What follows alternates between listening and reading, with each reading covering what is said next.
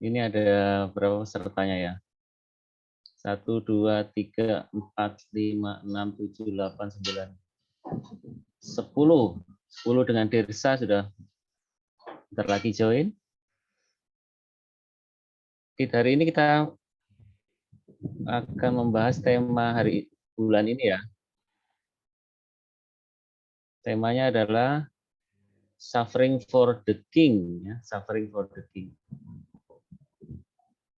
PowerPoint-nya bisa dilihat ya, masuk.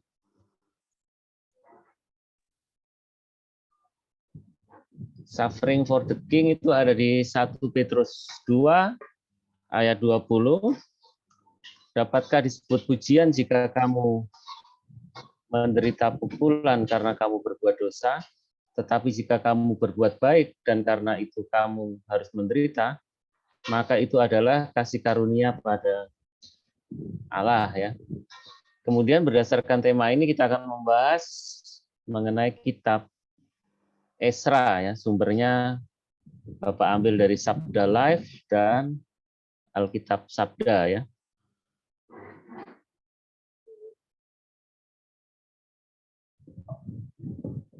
Kalau kita melihat sejarah bangsa Israel itu ada sejarah ketika mereka dibuang ya, dibuang karena mereka tidak taat pada Tuhan, maka orang Israel diangkut keluar dari negaranya ya. Kemudian Israel itu dulunya dari keturunan Yakub.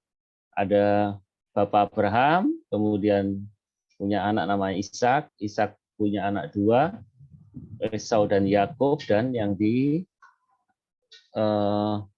Tuhan untuk melahirkan suku Israel adalah dari keturunan Yakub ya, dari keturunan Yakub.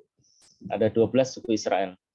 Kemudian pada masa setelah Raja Salomo, kerajaan Israel ini karena tidak taat pada Tuhan, Salomo itu menyembah dewa-dewa asing yang begitu banyaknya yang dibawa oleh istrinya, maka Tuhan memecah kerajaan ini menjadi dua ya.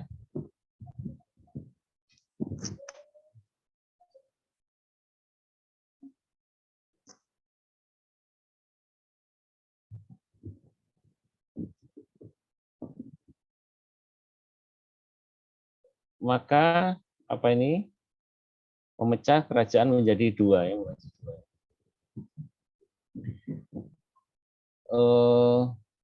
Kerajaan Yerobeam dan Rehabeam. Rehabeam dan Yerobeam. Kalau yang anaknya Salomo namanya apa? Rehabeam ya. Kemudian dipecah jadi dua, Yehuda dan Benyamin di selatan dan 10 lainnya di utara ya, 10 lainnya di utara.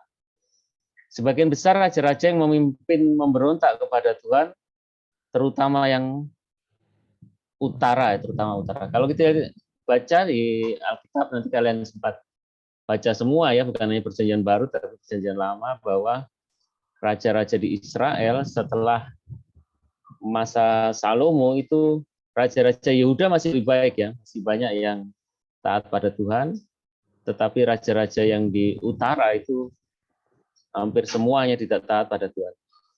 Israel utara dibuang ke Asyur ya sekitar tahun 732 sampai 722 sebelum Masehi dan mereka tidak dipulangkan kembali. Tetapi Israel selatan itu dibuang ke Babel ya tahun 586 sampai 516 sebelum Masehi. Setelah 70 tahun dipulangkan ke Yerusalem.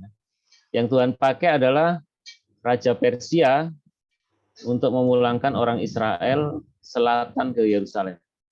Ini bisa dibaca di kitab Esra, Nehemia, 2 Tawarik, yang mencatat kembalinya mereka ke Yerusalem. Tapi kita akan membahas mengenai kitab apa? Esra ya. Penulis kitab Esra itu ayahnya namanya Zeraya, itu dibaca di Esra 7 ayat 1. Kemudian nenek moyangnya itu dulu sebenarnya dari Imam Zadok dan Harun ya, Esra itu. Dan 10 generasi lebih baru lahirlah Esra. Jadi Esra memang dari keturunan Harun. Kemudian kalau kita membaca kitab Esra itu, Esra menyatakan dirinya sebagai penulis. Dia katakan, aku Esra, seperti itu. Baru di pasal 7 ayat 1. Tetapi namanya disebutkan sebanyak 24 kali. Kitab Esra itu ada 10 pasal saja ya, tidak banyak. Nanti kita bahas satu-satu ya. Kemudian pekerjaan Esra itu adalah imam, kemudian ahli kitab, guru atau pengajar Torah, dan dia adalah pemimpin. Tempat kelahiran Esra adalah di Persia, jadi Esra itu merupakan keturunan Israel yang lahir di pembuangan. Tetapi dia tempat kematiannya di Yerusalem. Yang terakhir disebut adalah di Esra, adalah di Nehemia 12 ayat 3. Fakta pentingnya bahwa Esra memimpin rombongan kedua dari 3 kelompok. Nanti ada 3 kelompok yang pulang ya. Tapi yang dicatat di kitab Esra ada 2 rombongan. Kemudian orang Yahudi yang kembali dari Persia ke Yerusalem. Persia itu Irak. Arti nama Esra itu adalah Tuhan adalah pertolongan. Kemudian baru pada pasal ke-7 ke penulisan Esra itu beralih dari sudut pandang ketiga menjadi sudut pandang pertama, artinya sudut pandangnya Esra sendiri. Walaupun seluruh kitab itu yang menulis adalah Esra. Tahun penulisannya adalah sekitar 450 sampai 420 sebelum Masehi ya. Sebelum Masehi. Kemudian dalam pasal 7 itu disebut bahwa Esra itu adalah ahli kitab ya. Nanti setelah pelajaran roket kalian baca itu semua kitab Esra ya. Kemudian Esra adalah orang yang mahir dalam Taurat Musa, seorang imam dan ahli Taurat di Yerusalem setelah kembali dari pembuangan. Kemudian ia adalah seorang pemimpin yang saleh dengan kesetiaan yang kokoh dan kasih yang mendalam pada firman Tuhan. Esra dipakai Allah untuk memulihkan kerohanian dan moralitas umat Israel.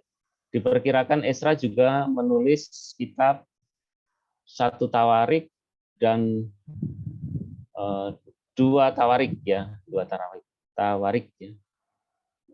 Tujuan penulisan kitab Esra bahwa kitab ini ditulis untuk menunjukkan pemeliharaan dan kesetiaan Allah dalam memulihkan kaum sisa Yahudi dari pembuangan mereka di Babel supaya Israel pulang kembali ke Yerusalem. Jadi memang orang Israel dibawa keluar dari negaranya ya, dari negara kerajaan Israel, dan sisa sedikit yang dipulangkan. Kita bersyukur kalau kita jadi orang Indonesia itu tidak pernah ada cerita semuanya dibuang keluar. Memang ada beberapa cerita mengenai orang Indonesia yang ada di Panama, ya, ada orang Indonesia yang ada di mana, di Belanda atau di mana-mana ya. Tetapi itu hanya sebagian kecil saja karena diambil sebagai pekerja di keluar dari negara Indonesia. Tetapi kalau cerita bangsa Israel itu adalah seluruh bangsa, hampir seluruh bangsa itu dibawa keluar ya. Ciri-ciri kitab Esra adalah bahwa Esra dan Nehemia, dua kitab ini adalah satu-satunya catatan sejarah dalam Alkitab mengenai pengembalian orang Yahudi pasca pembuangan.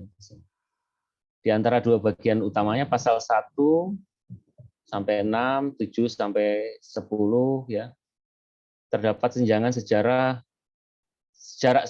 sekitar 60 tahun, nanti kita baca. Esra menunjukkan dengan jelas bagaimana Allah menjaga firman-Nya sehingga pasti digenapi. Kemudian tindakan Esra terhadap para wanita yang tidak percaya pada Tuhan waktu itu, ya, Yahweh yang mereka kenal pada waktu itu, yang telah dinikahi laki-laki Yahudi termasuk imam-imam, karena itu melanggar perintah-perintah Allah. Jadi memang pada akhir kitab Esra, kitab yang Esra yang ke-10 itu dikatakan orang-orang yang bukan keturunan Yahudi, termasuk anak-anaknya itu diusir keluar dari Yerusalem ya, diusir keluar dari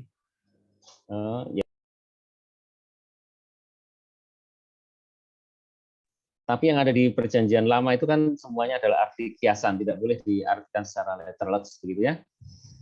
Oke. Nah, kalau di kitab Esra itu kelompok yang pulang kembali itu terbagi dua ya.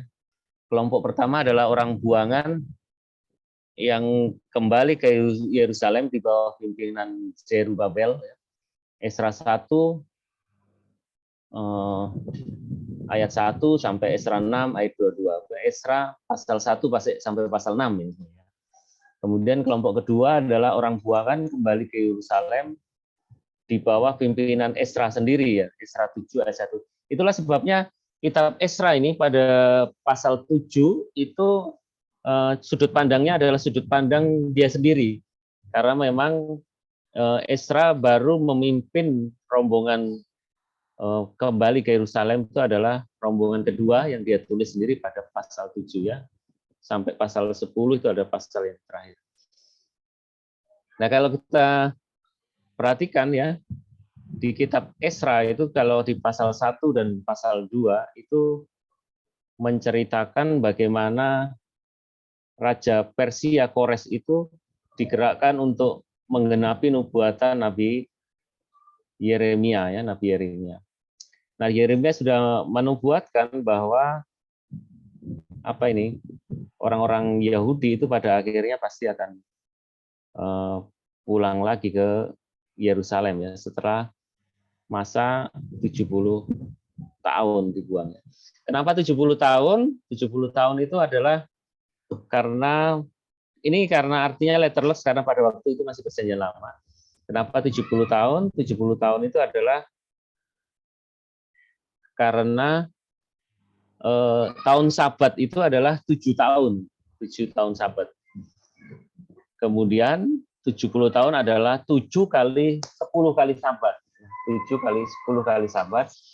Sehingga itu genap 70 tahun baru mereka diizinkan pulang. Supaya tahun-tahun di mana mereka melupakan tanah untuk Sabat ya, itu sudah terpulihkan. Nah, yang istimewa bahwa mereka ketika pulang itu mereka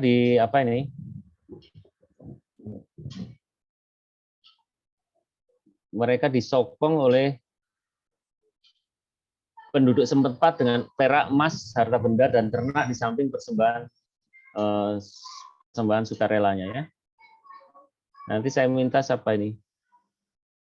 Di sini ada Melisa, ada Melisa. Melisa buka kitab Esra ya. Baca Esra 1 ayat 1 sampai 3 saja ya. Yuk Melisa, ada Melisa.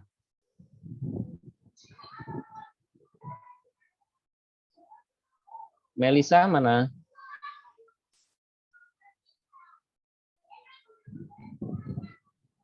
Noel ada? Noel? Ada, Pak. Ya, baca Esra pasal 1 ayat 1 sampai 3 ya. Esra 1 ayat 1 sampai 3. Kores mengizinkan orang-orang buangan pulang ke negerinya. Pada tahun pertama zaman Kores, raja negeri Persia, Tuhan menggerakkan hati Kores, raja Persia itu, untuk menggenapkan firman yang diucapkan oleh Yeremia, sehingga disiarkan di seluruh kerajaan Kores secara lisan dan tulisan pengumuman ini. Beginilah perintah Kores, raja Persia. Segala kerajaan di bumi telah dikaruniakan kepadaku oleh Tuhan, Allah semesta langit. Ia menugaskan aku untuk mendirikan rumah baginya di Yerusalem yang terletak di Yehuda. Siapa di antara kamu termasuk umatnya, Allah menyertainya. Biarlah ia berangkat pulang ke Yerusalem yang terletak di Yehuda dan mendirikan rumah Tuhan, Allah Israel, yakni Allah yang diam di Yerusalem. Tambah 1 ayat 4 dibaca sekalian. Dan setiap orang yang tertinggal dimanapun ia ada sebagai pendatang harus disokong oleh penduduk setempat dengan perak dan emas, harta benda dan ternak, di samping persembahan sukarela bagi rumah Allah yang ada di Yerusalem. Ya, jadi ketika mereka berada di mana? Di Babel. Mereka disuruh pulang. Sama siapa? Sama rajanya sendiri. Padahal raja ini adalah raja yang bukan orang Israel. Tetapi Tuhan sanggup menggerakkan raja ini supaya dia pulang, memulangkan bangsa Israel. Dan yang menjadi hal yang aneh itu bahwa raja ini bahkan memerintahkan supaya mereka yang pulang itu dibawahi dengan perak, emas, harta benda, ternak, juga persembahan sukarela bagi rumah Allah yang ada. Semua barang-barang bait Allah itu yang dahulu dibawa ke Babel juga dibawa pulang ya, dibawa pulang ke Yerusalem. Kemudian kalau kita baca ayat-ayat selanjutnya, kita akan menemukan bahwa yang pulang pada waktu itu adalah kepala-kepala kaum keluarga orang Yehuda dan orang Benyamin, para imam, orang-orang Lewi, budak bait Allah, dan hamba Salomo. Mereka pulang dengan membawa persembahan bagi Tuhan. Ya. Nah, apa arti rohani ya? Arti rohaninya bagi kita ya. Arti rohaninya bahwa orang-orang Israel itu sebenarnya gambaran hidup kita semua. Diizinkan pulang kembali ke Yerusalem, diizinkan pulang ke damai sejahtera, ke hadirat Tuhan, di tanah Yehuda, ya, di tempat di mana ada pujian dan penyembahan. Kemudian siapa yang pulang? Di situ yang pulang adalah Bani Benyamin. Siapa itu Bani Benyamin? Benyamin adalah tangan kanan Allah atau orang kepercayaan, dan Yehuda pujian dan penyembahan. Kemudian para imam dan orang Lewi, orang-orang yang melayani Tuhan dalam hidupnya. Kemudian budak bait Allah diizinkan pulang, gambaran dari budak kebenaran, yaitu orang hidupnya mengabdikan diri pada kebenaran. Mereka pulang disokong dengan kekayaan, gambaran dari kekayaan rohani yang didapat bila kita pulang pada Tuhan bertobat dengan sungguh-sungguh. Kalau mau diartikan secara jasmani, bahwa ketika orang hidup dalam dosa dan dia pulang, ya, hidupnya pasti diberkati oleh Tuhan secara rohani dan secara jasmani. Pulang ya, artinya bertobat dari dosa-dosa yang kelam yang telah dilakukan. Tetapi ingat, syaratnya adalah bahwa dia adalah Bani Benyamin, orang yang dipercaya oleh Tuhan, dia adalah harus Bani Yehuda, dia adalah orang yang suka memuji dan menyembah Tuhan, dia harus para imam dan orang Lewi, orang-orang yang melayani Tuhan dalam hidupnya, dia adalah budak bait Allah, dia adalah gambaran dari orang yang hidupnya yang mengabdikan diri kepada kebenaran. Jadi ada dua budak ya, budak kebenaran dan budak dosa. Orang-orang yang mengabdikan diri untuk kebenaran, itulah yang Tuhan berkenan dibawa kembali ke hadirat Tuhan ya. Ini seperti cerita anak terhilang ya, anak terhilang. Kemudian kalau kita baca di pasal 3 dan 4, pasal 3 dan 4. Pasal 3 dan 4 ya.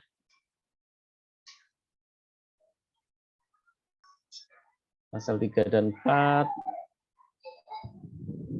Gerson, ada Gerson? Ada, Pak. Yuk baca pasal 3 ya, ayat 1 sampai 4 aja yuk.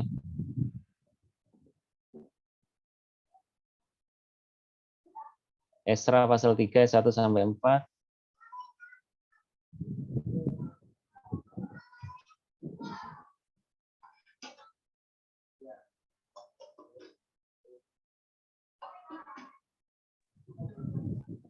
Ketika tiba bulan yang ke-7 setelah orang Israel menetapi kota-kotanya, maka serentak berkumpullah seluruh rakyat di Yerusalem. Maka mulailah Yesua bin Yosadak beserta saudara-saudaranya, para imam itu, dan Zerubabel bin Sealtiel beserta saudara-saudaranya membangun mezbah Allah Israel untuk mempersembahkan korban bakaran di atasnya, sesuai dengan yang ada tertulis di dalam Kitab Taurat Musa Abdi Allah. Mereka mendirikan mezbah itu di tempatnya semula Sungguh pun mereka ketakutan terhadap penduduk negeri. Lalu mereka mempersembahkannya di atasnya korban bakaran kepada Tuhan, korban bakaran waktu pagi dan waktu petang.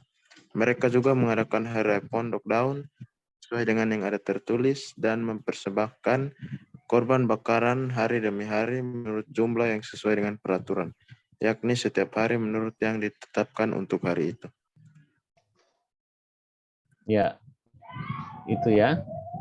Jadi kemudian minta tolong dibaca lagi di Esra 4 ayat 24. Ini Gerson. Esra 4 ayat 24 ya. Pada waktu itu terhentilah pekerjaan membangun rumah Allah yang di Yerusalem dan tetap terhenti sampai tahun yang kedua zaman pemerintah Darius, raja negeri Persia. Iya. Orang Israel pulang, kemudian mereka sudah menetap di Yerusalem dan mempersembahkan korban bagi Tuhan meskipun dengan rasa ketakutan pada penduduk negeri itu, ya. Jadi apa ya? Orang Israel pulang karena disuruh Raja Kores, Allah sudah dimulai, sudah memuji Tuhan, tetapi orang-orang yang menjadi lawan orang Israel tidak mau tinggal diam. Ya. Mereka melawan dan menggagalkan upaya pembangunan bait Allah itu. Pada waktu itu raja sudah berganti. Ya. Raja Kores berganti dengan Raja Artasasta. Ya. Memang kalau kita baca sejarah Persia, ya, kalian yang sudah duduk di SMA mungkin diajari ya sejarah Persia ya. Ada sejarah dunia itu ada sejarah Persia. Itu Kores itu memerintah kan memang tidak lama ya, tidak lama sehingga ketika perintah pulang, orang Israel pulang tidak lama kemudian Bait Allah dibangun dan belum lama dibangun, raja diganti. Ketika raja diganti maka orang-orang yang tidak suka orang Israel seperti Bislam, Mitredat, ABL dan teman-temannya ya, orang-orang di penduduk yang ada di Yerusalem, ketika orang Israel dibuang, itu kan pasti ada penduduk dari negeri lain datang di Yerusalem ya. Jadi ketika orang Israel pulang lagi, di situ ada penduduk orang asing dan mereka itu tidak suka Bait Allah dibangun. Kemudian mereka melaporkan itu pada Raja Artasasta karena pembangunan itu pada masa Kores, ketika beralih ganti raja yang baru tidak menginginkan pembangunan Bait Allah sehingga Bait Allah itu dihentikan. Ya. Pekerjaan Bait Allah berhenti sampai raja berikutnya ya pemerintahan Darius Raja Persia.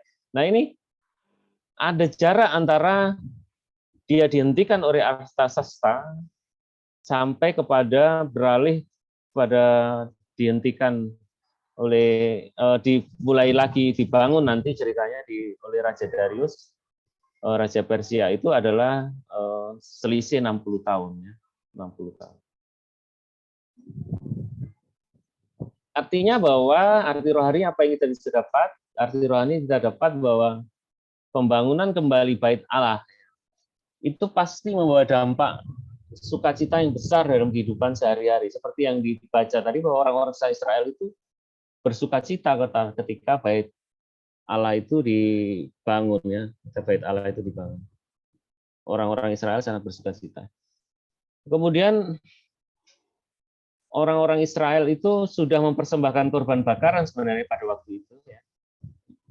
Yang menimbulkan sukacita yang merupakan gambaran bahwa hidup kita harus selalu dipenuhi doa, pujian dan penyembahan dan perilaku yang menciptakan hidup bagi Tuhan supaya ada sukacita.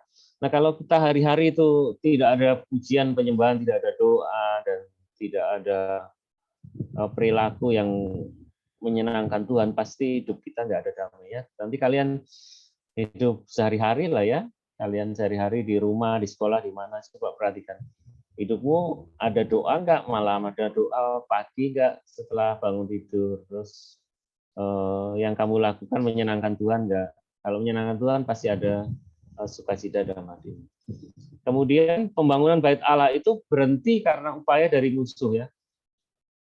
Kalau secara jasmani mereka punya musuh orang-orang Yahudi, tapi buat kita Israel secara rohani ini musuh kita adalah bukan manusia ya, kan manusia. Dan itu mereka berusaha supaya dalam kehidupan sehari-hari itu ada banyak upaya untuk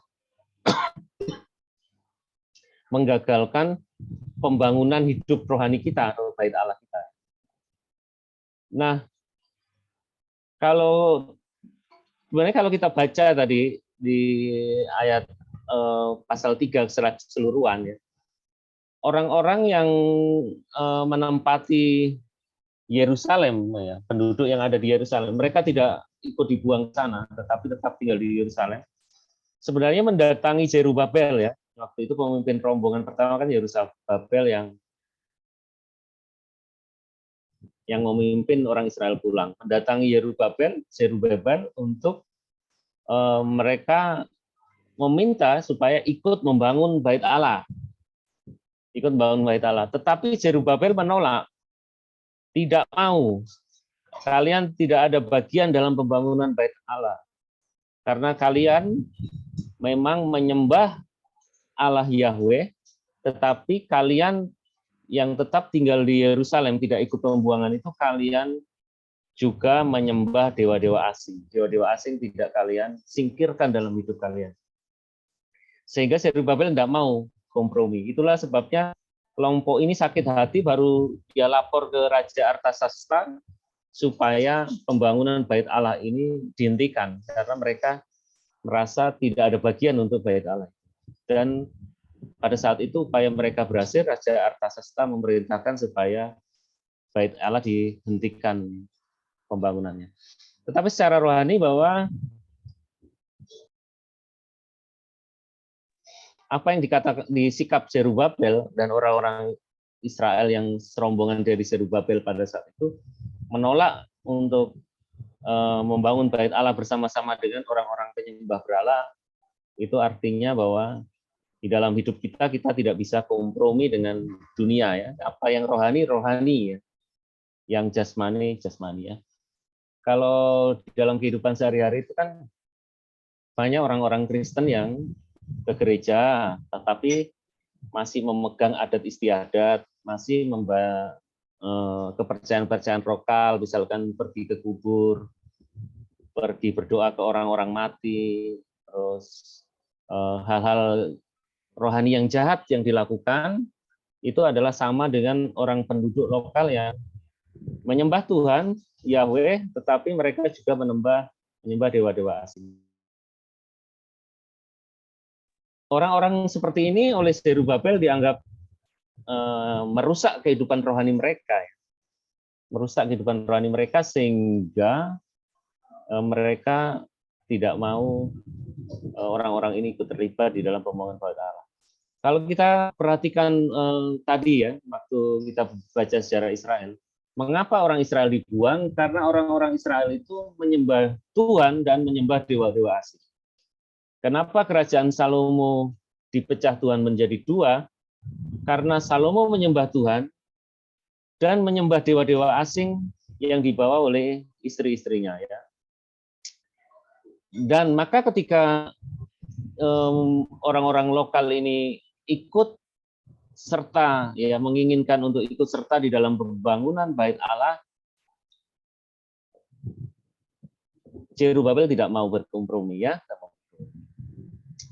Itu gambaran dari hidup kita, tidak boleh berkompromi dengan dewa-dewa asing, hanya Tuhan Yesus saja ya.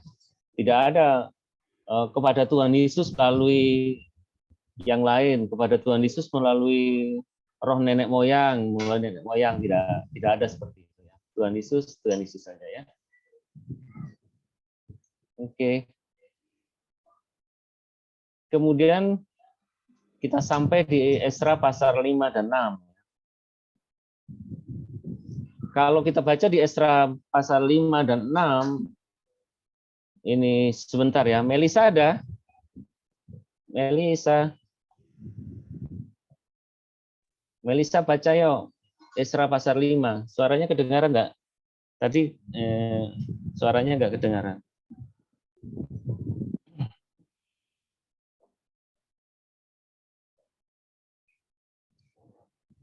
Melisa suaranya nggak terdengar ya. Tapi bisa dengar suara saya kayaknya Melisa. Oke, kita ganti aja. Melisa sudah nggak apa-apa. Melisa suaranya nggak terdengar. Sharon ada. Ada, Pak. Ayo, Sharon baca Esra pasal 5, pasal 1 sampai 3, ayat 1 sampai 3 dulu ya. Sampai 5 lah ya. Ayat 1 sampai 5. Esra 5 ayat 1 sampai 5 ya. Esra 5 ayat 1 sampai 5, pembangunan dimulai lagi dengan izin Raja Darius.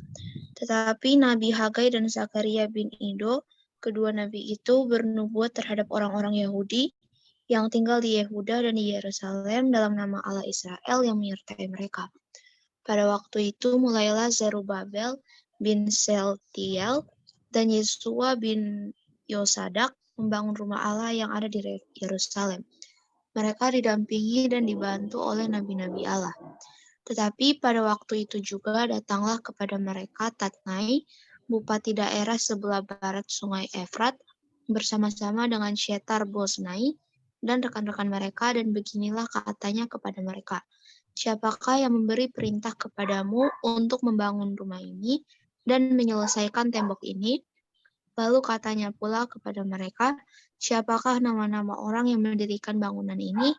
Tetapi mata Allah mengamat-ngamati para tua-tua orang Yahudi, sehingga mereka tidak dipaksa berhenti oleh orang-orang itu, sampai ada berita diterima oleh Darius, dan kemudian dikirim kembali surat jawaban mengenai hal itu. Iya. Mereka gimana? Akhirnya terus membangun bait Allah ya, walaupun ada tantangan, mereka terus membangun bait Allah. Tadi yang pas ayat 5 diulang yuk, dibaca lagi supaya lebih tegas. Ayo, share Mas. Ayat 5, tetapi mata Allah mengamat-amati para tua-tua orang Yahudi, sehingga mereka tidak dipaksa berhenti oleh orang-orang itu, sampai ada berita diterima oleh Darius, dan kemudian dikirim kembali surat jawaban mengenai hal itu. Iya. Jadi dari sini jelas bahwa perintah untuk pulang dari Raja Kores ketika raja itu berganti ke Artasasta, pembangunan bait Allah itu berhenti. Ketika raja berganti ke Raja Darius, waktunya itu 60 tahun,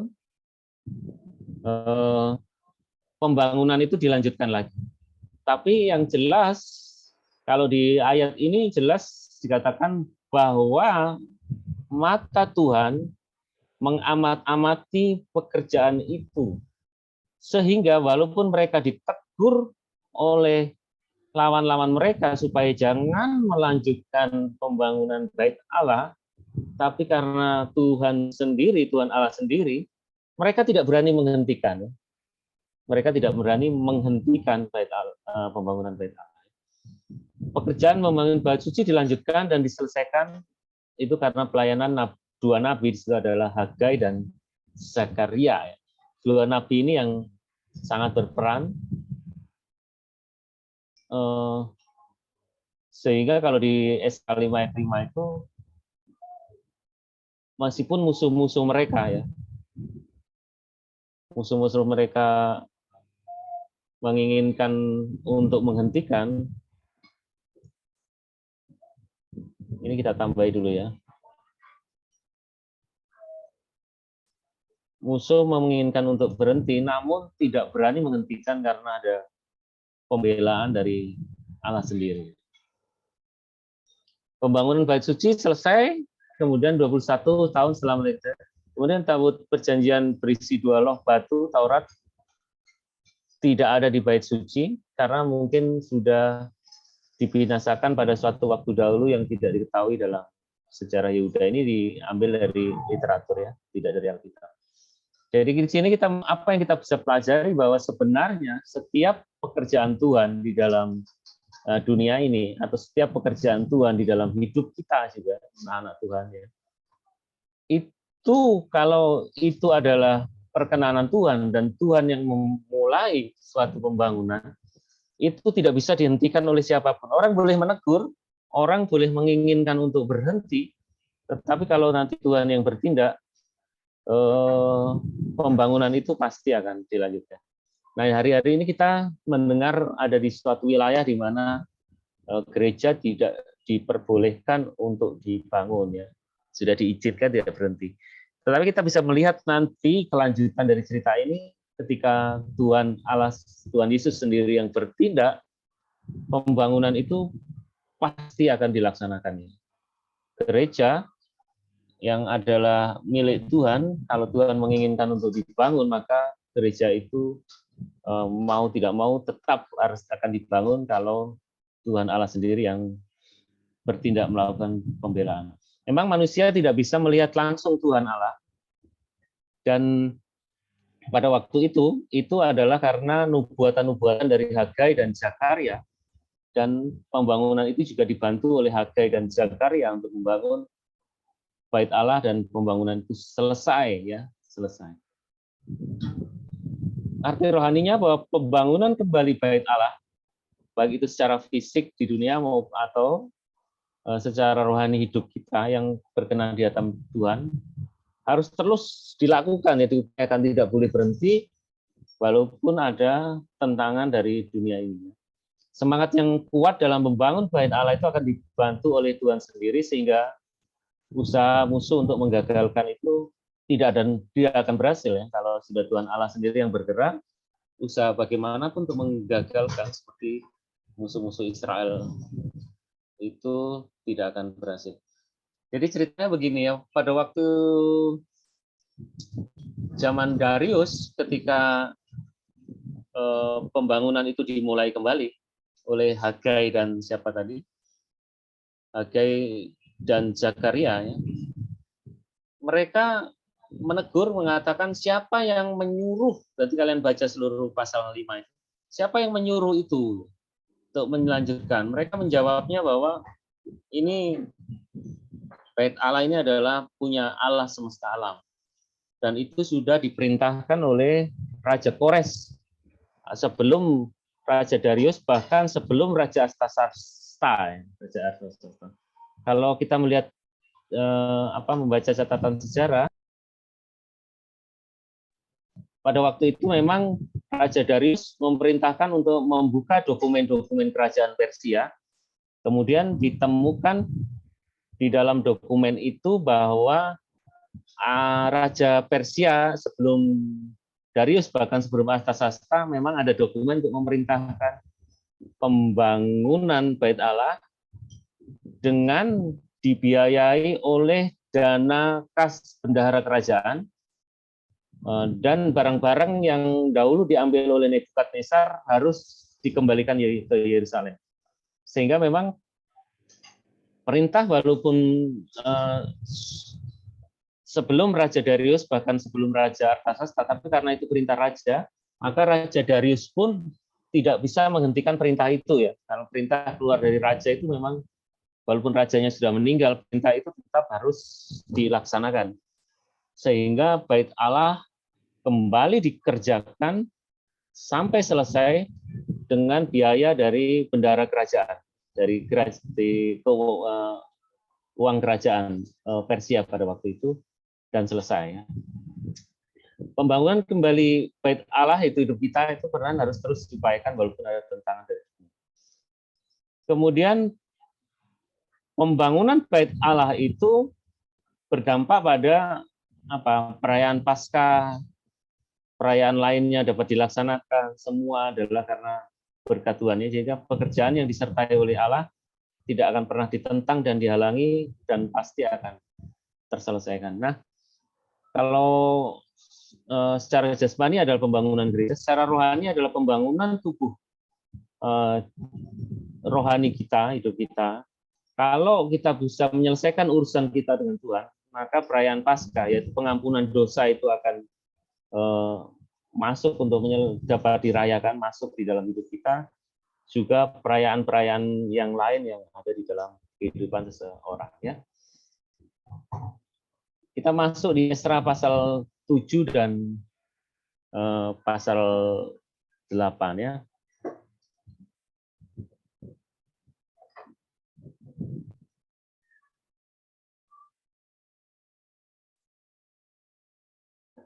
Ayo dibaca nih, siapa yang baca tunggu ya. Saya lihat dulu partisipennya. Nathan ada? Ada, Pak. Nathan baca Esra 7 ya. Ya. Esra 7 ayat 1 sampai 8 ya. Ya, Pak. Ezra diberi kuasa oleh raja untuk mengatur kebaktian dalam rumah Allah.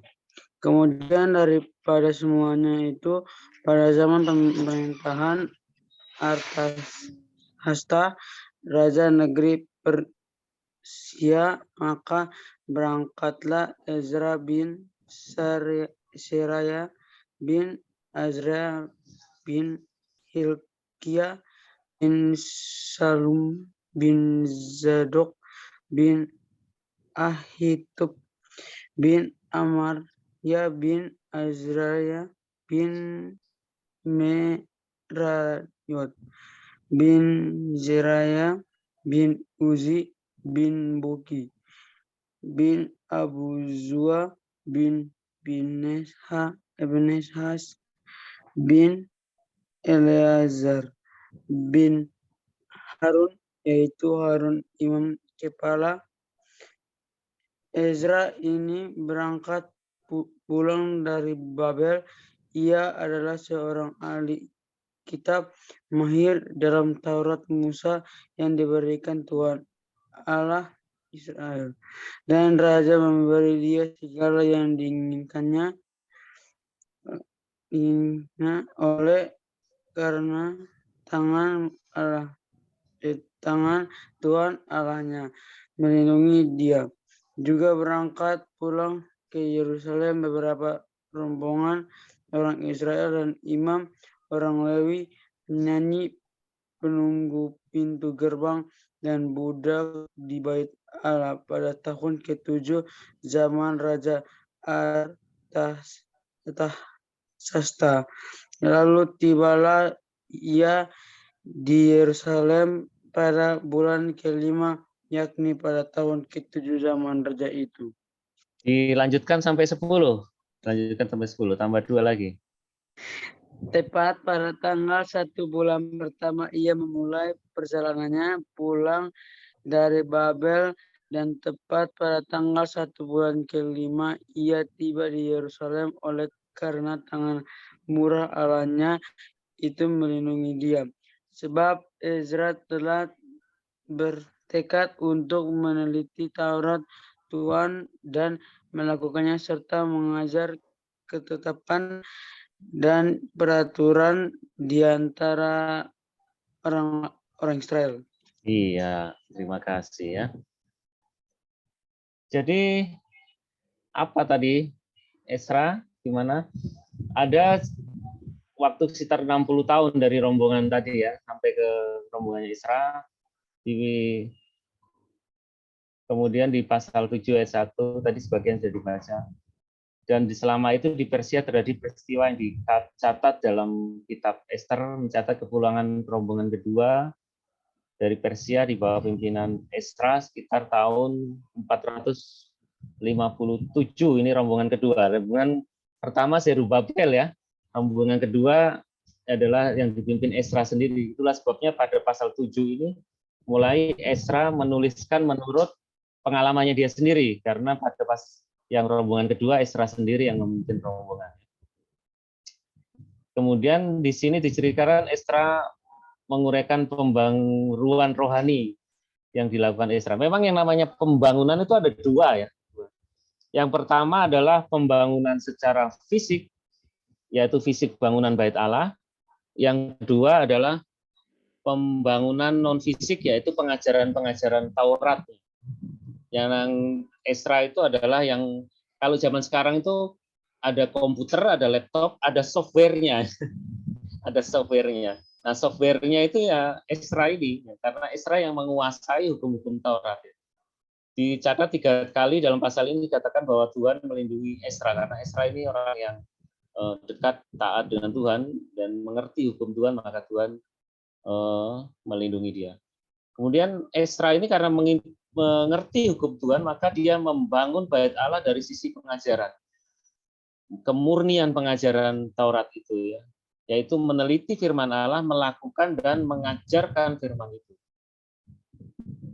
Kemudian Ezra juga begitu kokoh dalam mengajarkan, kemudian dia juga berpuasa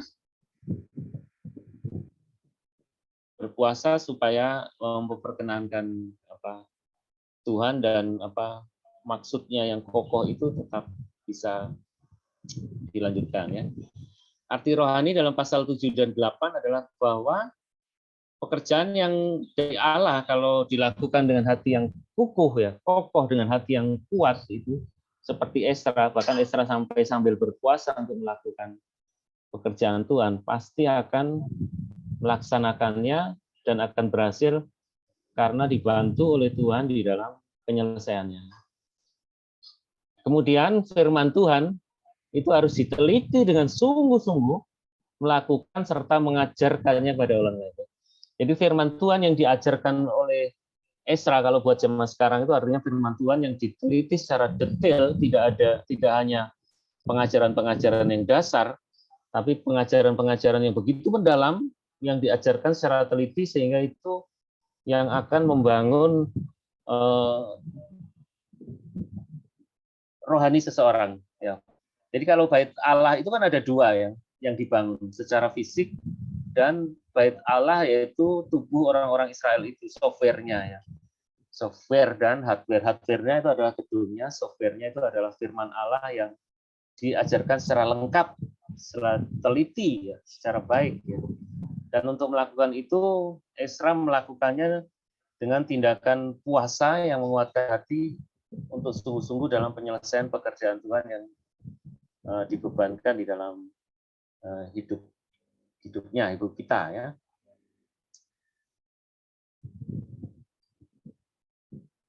Kemudian kita sampai di pasal, kita langsung dua-dua ini supaya cepat, satu-satu kita lama sekali ya. Ezra pasal 9 dan pasal 10 ya. Yuk, siapa yang baca ini ya?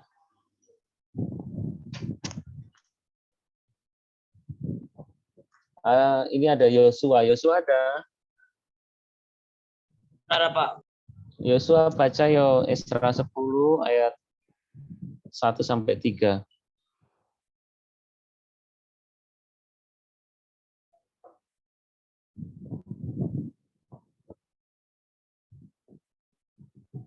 Sampai 5 ya. Ezra 10 ayat 1 sampai 5.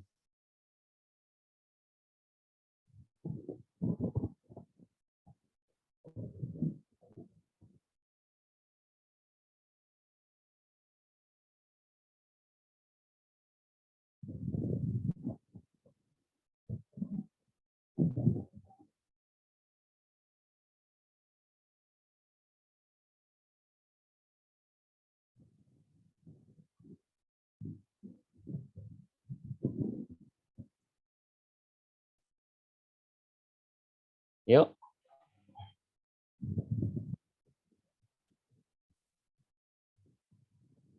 Ezra 10 ayat 1 sampai 5. Yuk, Yosua dibaca. Tindakan Ezra terhadap perkawinan campuran. Iya. Ayat pertama, sementara Ezra berdoa dan mengaku dosa sambil menangis dalam sujud di depan rumah Allah, berhimpunlah kepadanya jemaah orang Israel yang sangat besar jumlahnya, lelaki, perempuan, dan anak-anak. Orang-orang itu menangis keras-keras. Maka berbicaralah Sekaya bin Yehiel dari Bani Elam, katanya kepada Ezra, kami telah melakukan perbuatan tidak setia terhadap Allah kita. Oleh karena kita telah memperistri perempuan orang asing dari antara penduduk negeri. Namun demikian, sekarang juga masih ada harapan bagi Israel. Karena kita sekarang mengikat perjanjian dengan Allah kita akan mengusir semua perempuan itu dan anak-anak yang dilahirkan mereka menurut nasihat Tuhan, dan orang-orang yang gemetar karena perintah Allah kita, dan biarlah orang bertindak menurut hukum Taurat. Bangkitlah, karena itu adalah tugasmu, kami akan mendampingi engkau, kuatkanlah hatimu dan bertindaklah.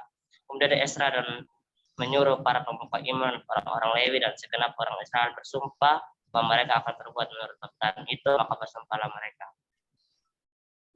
Ya, jadi kalau kita lihat ya, kita sudah Bapak katakan beberapa kali, ini diulang lagi, bahwa orang-orang Yahudi pada masa lalu sebelum pembuangan itu, mereka gagal memisahkan diri dari dosa orang-orang yang ada di sekitarnya ya. Orang-orang Kanaan yang tidak diusir itu kan, dia menyembah Allah-Allah mereka. Kemudian dewa-dewa asing. Kemudian Salomo juga dia mengikuti istrinya untuk menyembah dewa-dewa asing. Dan itu yang menyebabkan Tuhan marah. Ya. Salomo kerajaannya terbagi dua. Sudah terbagi dua pun beberapa raja saja yang taat pada Tuhan, sebagian besar raja, terutama yang di Israel Utara, sehingga Israel Utara memang dibuang dan tidak kembali lagi karena begitu parahnya mereka itu hidupnya ya. Israel Selatan masih ada banyak raja-raja yang taat pada Tuhan, sehingga ketika dia dibuang pun Tuhan masih ingat untuk dipanggil kembali. Nah, pada masa setelah pembuangan pun mereka masih jatuh di dalam hal yang sama.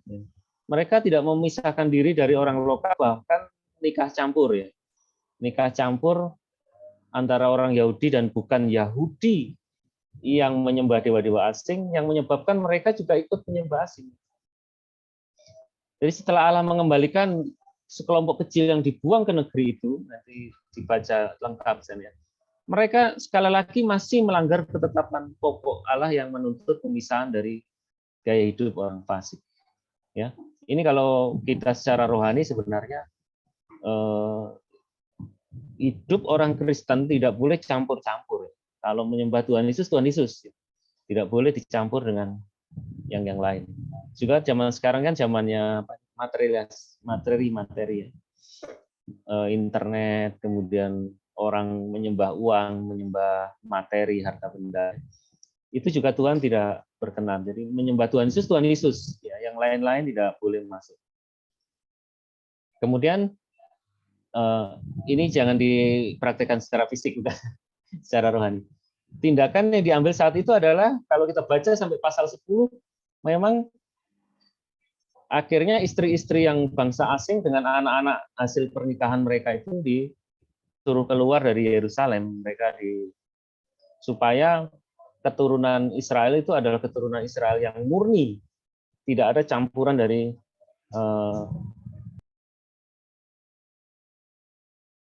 dan itu memang memerlukan tindakan yang tegas dari pemimpin, karena bayangkan mereka itu sudah dibuang selama 70 tahun, dan selama 70 tahun itu mereka tercerai-berai, pastilah mereka juga akan menikah dengan orang-orang yang bukan Israel yang membawa mereka pada penyembahan dewa asing, dan itu jumlahnya banyak sekali. Bahkan kalau kita baca catatan sejarah itu bukan hanya orang yang, kalau dulu ada yang namanya orang awam dan imam-imam, orang-orang yang bukan Lewi dan yang Lewi. Bahkan bukan hanya orang bukan Lewi, orang-orang Lewi dan orang-orang imam-imam yang memimpin di dalam bait Allah pun itu juga menikah dengan istri orang-orang asing ya. Kalau buat zaman sekarang itu arti rohaninya bukan hanya orang-orang yang tidak terlalu aktif di gereja, bahkan para pelayan-pelayan Tuhan yang aktif di gereja pun juga menyembah tidak hanya Tuhan, tetapi menyembah yang bukan Tuhan Yesus, artinya begitu ya, secara rohani. Nah, dan ini memerlukan keberanian dan tindakan tegas pemimpin rohani untuk menentang kecenderungan-kecenderungan duniawi di antara umat Allah, menyampaikan seruan yang sungguh-sungguh kepada orang berdosa untuk berbalik dari dosa dan berpaling kepada Allah, serta mendorong untuk taat hanya kepada firman Tuhan. Supaya kemuliaan Tuhan itu masuk di dalam hidup seseorang, supaya kemuliaan Tuhan itu masuk di dalam bait Allah, dan ketika kemuliaan Tuhan masuk, maka kemenangan yang kita dapat ya. Oke. Nah, arti rohani tadi sudah Bapak jelaskan. Kalau buat zaman sekarang, ini memang di dalam pengajaran kita ya, di dalam Korintus ya, 1 Korintus dan 2 Korintus, nanti bisa dikaji sendiri, bahwa orang percaya itu tidak boleh menikah dengan orang yang tidak percaya, tidak boleh. Tetapi kalau sudah terlanjur, orang percaya menikah dengan orang tidak percaya, mereka tidak boleh menceraikan pasangannya jikalau pasangan yang tidak percaya ini ingin melanjutkan pernikahan. Jadi konsekuensinya adalah tetap dilanjutkan, kecuali kalau pasangannya orang yang tidak percaya itu yang meninggalkan, tetapi bukan inisiatif dari kita. Karena memang sebuah keluarga dikuduskan oleh suami atau istrinya yang tetap terus mengikut Tuhan ya. Jadi yang tadi dikatakan pengusiran itu kan secara jasmani. Arti secara rohani sebenarnya adalah kita jangan berkompromi dengan dunia ini karena akan membawa dampak pada keselamatan kita sampai di mana, di dalam kerajaan surga gitu ya. Ini sudah sampai di pasal 10 berarti sudah habis. Tuhan Yesus memberkati kita semua ya. Baik, ada yang mau ditanyakan? Noval, Nathan, Noel, Samuel, Sharon, Gerson, Dersa, ada yang mau ditanyakan? Ada nak? Dersa mana Desa? Saya ingin dengar suaranya Dersa. Desa mana? Ya. Ya, kamu berdoa tutup firman Tuhan ya. Ya, Pak.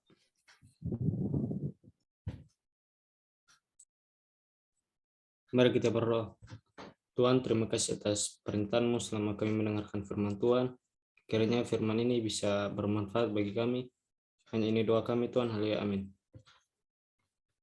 Baik, kita berdoa sekali lagi untuk doa berkat. Tuhan Yesus memberkati anak-anak Roket semua yang hadir pada saat hari ini. Memberkati Dersa, Elia, Gerson, Joshua, Kesia, Melisia, Nathan, Novaliano, Noel, Samuel,